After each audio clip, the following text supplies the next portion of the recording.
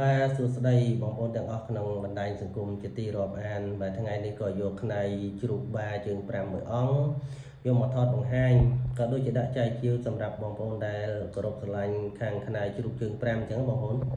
បាទផ្នែកជ្រូកជើង5នេះជាប្រភេទផ្នែកជ្រូកបាដែលវាតែសាកនៅវត្តអញ្ចឹងបងប្អូនហើយពិសេសនោះគឺបង្ហូតថ្នោលហើយមុខដែលសឹកនេះបងប្អូនខ្ញុំឆ្ងល់នេះគឺគាត់ដុសថ្នាំបាទគាត់ដុសថ្នាំមើលជំងឺអញ្ចឹងណាបងប្អូនបាទហើយក៏ខ្ញុំបានចែកបន្តពីគាត់មកឥឡូវហ្នឹងក៏ដាក់ចែកជាវសម្រាប់ឲ្យបងប្អូនដែលគោរពស្រឡាញ់ខាងផ្នែកជ្រូកជើង5បងប្អូនចឹងជ្រូកព្រៃក្រោយជ្រូកជើង5ក្រោយគឺប្រកែដូចតែគ្នាបងប្អូនហើយបើសិនជាបង្ហូតថ្នោលចេះទៀតរឹតតែពិសេសនេះចាក់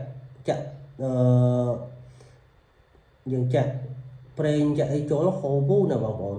ហូរដូចទៅយកបូមទឹកចឹងណាពិសេសបាទ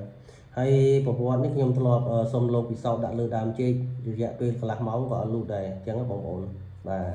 ជាប្រភេទផ្នែកជ្រូកបាជើង5អញ្ចឹងបើសិនជាបងប្អូនមើលឃើញស្រឡាញ់បាទតាក់ទងតាមលេខ Telegram ដែលខ្ញុំដាក់នៅខាងក្រោម page បាទសូមអរគុណសូមជម្រាបលា